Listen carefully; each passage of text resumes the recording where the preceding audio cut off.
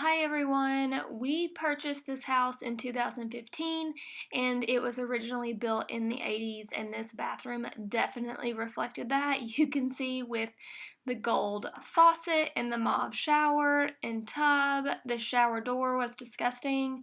I started the renovation by removing the plastic that was above the shower. I also tiled a little mosaic tile above the shower and moved the shower head up for a taller clearance and removed the shower door. So I wanted to get rid of the mauve color but stay on a budget, and I used a tile painting kit to paint the shower and tub, which I can link in the comments, and then got to work on the vinyl floor. So I ripped up the vinyl and laid this gray wood-like tile. I really wish that I knew I would be recording this and putting it on YouTube, because obviously what I recorded and the content would be a little bit better, but unfortunately it was 2015 and I only did this for friends and family on Instagram. So at this point I have the tile adhesive down, or the mortar, and I'm fixing to get ready with grout. I chose a grout very similar to the tile color because, again, this is supposed to look like a hardwood material once it's installed. Here I'm just using a grout float to push the grout into all of the cracks of the tile. If you want a more in-depth tutorial on how to tile, I do have that with a different type of tile on my Instagram. I'll try to get something else that's a little better quality on YouTube soon. So again, just pushing the grout into the cracks. You don't want to mix too much grout at one time though, because the grout will set up as it sits in the bucket. If this does happen to you, grab some water and pour it in there, and you can typically remix it if you haven't waited too long. Right now I'm just explaining that once you push the grout down into the grout lines, you may notice little bubbles that will come up. If that does happen, you just want to go ahead and fill those bubbles in with more grout so you don't end up with any holes in your grout lines. Now I'm waiting for the floor to dry. I'll normally let it dry about 20 minutes until it all looks like that left-hand corner. And I'm just going to take a sponge, something that you would wash your car with, and a bucket of warm water to wipe off all the grout residue. Something like this. Now you're going to want to do this process multiple times, maybe even 3 or 4 times, to make sure you get it all off. You'll get this hazy look on your tile, and that's how you'll know that there's still grout on there.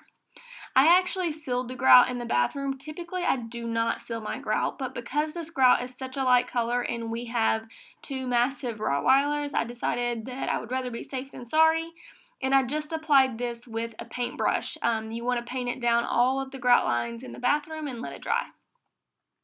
Now let's talk about replacing that single sink vanity. We won this vanity at an auction, and it's actually not a vanity. It goes in a dining room and serves as like a buffet table. But I wanted to cut the legs down on it to make it a normal height because I'm only 5'2", and we ordered these bowl sinks off of Amazon. Here I'm just discussing that the piping that's going to go through the back of the dresser will force me to cut this drawer a little bit shorter in order for it to work. And then we'll both have our own little side drawers and the side cabinets. Now the 2 middle drawers will still work, they'll just be a lot shorter and not nearly as deep. We went ahead and cut the holes in there for the drainage, and I put a poly coat on the top of that vanity, and this is what I clean the vanity with daily. It's just a method cleaner, but it is meant for wooden furniture. There's the poly coat that I used. Now I'm talking about this gigantic hole in the wall that we accidentally put in there when we were removing the old vanity.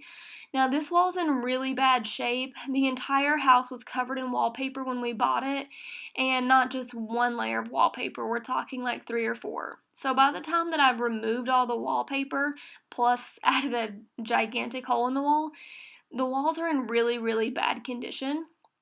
So I decided to go over them with a texture product, which I'll actually show in this video in a few seconds, and it's really easy to apply. I also applied it in the dining room and kitchen of this home for the same reasons. The drywall was in terrible shape.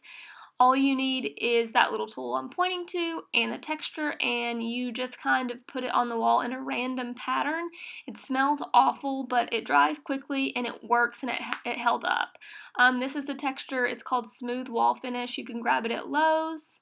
And here's a pack of the putty knives.